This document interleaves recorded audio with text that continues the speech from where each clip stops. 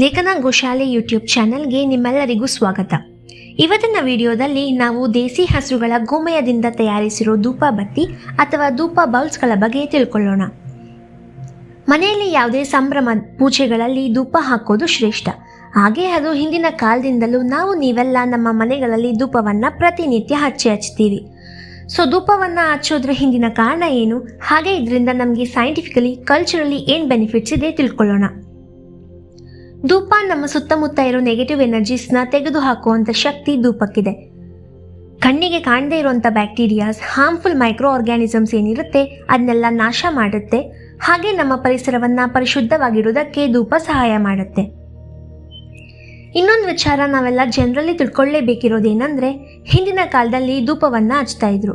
ನೀವು ಬೇಕಿದ್ರೆ ನಿಮ್ಮ ಮನೆಯಲ್ಲಿ ನಿಮ್ಮ ಸುತ್ತಮುತ್ತ ಹಿರಿಯರಿದ್ರೆ ಕೇಳಿ ನೋಡಿ, ಅವರೆಲ್ಲ ಹೇಗೆ ನಮ್ಮ ದೇಸಿ ತಳಿಯ ಗೋಮಯದಿಂದ ಒಣಗಿದ ಹೂವಿನಿಂದ ನ್ಯಾಚುರಲ್ ಫ್ರಾಗ್ರೆನ್ಸ್ ಇರುವಂಥ ಧೂಪವನ್ನು ತಯಾರಿಸಿ ಉಪಯೋಗಿಸ್ತಿದ್ರು. ಇದೇ ಆಗಿನ ಕಾಲದಲ್ಲಿ ಮಾರುಕಟ್ಟೆಗಳಲ್ಲಿ ಸಿಗ್ತಾ ಇದ್ದಿದ್ದು ಕೂಡ. ಆದರೆ ಇವಾಗ ಅದನ್ನು ಅಗರಬತ್ತಿ ಅಂತ ಹೇಳಿ ಮಾರ್ತಾರೆ.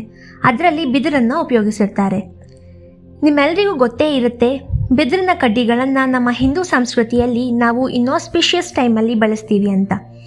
ಆದ್ದರಿಂದ ನಾವು ಕೇಳ್ಕೊಳ್ಳೋದಿಷ್ಟೇ, ಈ ಅಗರಬತ್ತಿ ವೆಸ್ಟರ್ನ್ ಮಾಡರ್ನೈಸೇಷನಿಂದ ನಮ್ಮಲ್ಲಿ ಕೆಡುಕುಗಳೇ ಜಾಸ್ತಿ. ಸ್ವಲ್ಪ ಸಮಯ ಯೋಚನೆ ಮಾಡಿ, ನಮ್ಮ ಸಂಪ್ರದಾಯಕ್ಕೆ ನಾವು ಹಿಂದೆ ಬರಲೇಬೇಕು, ನಮ್ಮ ಮಕ್ಕಳ ಭವಿಷ್ಯಕ್ಕಾಗಿ. ಇನ್ನು ಸೈಂಟಿಫಿಕಲಿ ಹೇಳೋದಾದರೆ, ಅಗರಬತ್ತಿಯನ್ನು ತಯಾರು ಮಾಡೋಕ್ಕೆ ಚಾರ್ಕೋಲ್ ಪೌಡರ್ನ ಬೇಸಾಗಿ ಉಪಯೋಗಿಸ್ತಾರೆ. ನಾವು ಈ ಚಾರ್ಕೋಲ್ನ ಸುಟ್ಟಾಗ ಇದರಿಂದ ಕಾರ್ಬನ್ ಮೊನಾಕ್ಸೈಡ್ ರಿಲೀಸ್ ಆಗುತ್ತೆ. ಇದನ್ನು ನಾವು ಇನ್ಹೇಲ್ ಮಾಡಿದಾಗ, ಅಂದರೆ ಈ ಹೊಗೆಯಲ್ಲಿ ಉಸಿರಾಡಿದಾಗ ಅನೇಕ ಥರದ ರೆಸ್ಪಿರೇಟರಿ ಡಿಸಾರ್ಡರ್ಸ್, ಅಲರ್ಜೀಸ್, ಇನ್ನು ಮುಂತಾದ ಕಾಯಿಲೆಗಳು ಬರುತ್ತೆ. ನೀವು ಬೇಕಿದ್ರೆ 2 ಮಿನಿಟ್ಸ್ ಬಿಡುವು ಮಾಡಿಕೊಂಡು ಇದ್ರ ಬಗ್ಗೆ ಗೂಗಲ್ನಲ್ಲಿ ರಿಸರ್ಚ್ ಮಾಡ್ಬೋದು.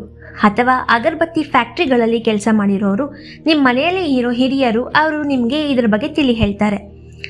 ಯಾವ ರೀತಿ ಈಗಿನ ಜಗತ್ತಿನಲ್ಲಿ ಆರೋಗ್ಯದ ಬಗ್ಗೆ ಮರೆತು ನಮಗೆ ಬೇಕಾಗಿರುವಂಥ ಸುವಾಸನೆ, ಅಂದರೆ ಬೇಕಾಗಿರುವಂಥ ಫ್ರ್ಯಾಗ್ನೆನ್ಸ್ಲಿ ತಯಾರು ಮಾಡ್ತಾರೆ. ಆ ಫ್ರ್ಯಾಗ್ನೆನ್ಸ್ ಕೂಡ ಕಂಪ್ಲೀಟ್ಲಿ ಕೆಮಿಕಲ್ ಬೇಸ್ಡ್. ಯಾಕಂದರೆ ಒರಿಜಿನಲ್ ಫ್ರ್ಯಾಗ್ನೆನ್ಸ್ನ ಬೆಲೆ ಭಾರಿ ದುಬಾರಿ. ಹೀಗೆ ತುಂಬ ಕಾರಣಗಳಿದೆ. ಅದನ್ನು ಓದಿದರೆ ಕೇಳಿದರೆ ನಿಮಗೆ ಒಂದು ಕ್ಷಣ ಭಯ ಹುಟ್ಟಿಸುತ್ತೆ. ಈ ಥರ ನಾವು ನಮ್ಮ ಆರೋಗ್ಯನ, ನಮ್ಮ ಸುತ್ತಮುತ್ತಲಿನ ಪರಿಸರವನ್ನು ಹಾಳು ಮಾಡ್ಕೊತಾ ಇದ್ದೀವಾ ಅಂತ. ಅದಕ್ಕೋಸ್ಕರನೇ ದಯವಿಟ್ಟು ಎಲ್ಲರೂ ನಮ್ಮ ದೇಸಿ ತಳಿಯ ಗೋಮಯದಿಂದ ತಯಾರಿಸಿರುವಂಥ ಧೂಪಗಳನ್ನೇ ಯೂಸ್ ಮಾಡಿ. ಇದರಿಂದ ನಮ್ಮ ಸುತ್ತಮುತ್ತಲಿನ ಗಾಳಿ ಸ್ವಚ್ಛ ಆಗುತ್ತೆ. ನಮ್ಮ ಆರೋಗ್ಯದ ಮೇಲೆ ಯಾವುದೇ ಕೆಟ್ಟ ಪರಿಣಾಮ ಬೀಳಲ್ಲ. ಗೋಮಾತೆಯಲ್ಲಿ 33 ಕೋಟಿ ದೇವರು ವಾಸಿಸ್ತಾರೆ ಅನ್ನೋ ಉಲ್ಲೇಖ ಇದೆ. ಮತ್ತು ಲಕ್ಷ್ಮೀ ದೇವಿಯ ಕೃಪೆ ನಮ್ಮ ಮೇಲೆ ಸದಾ ಇರುತ್ತೆ.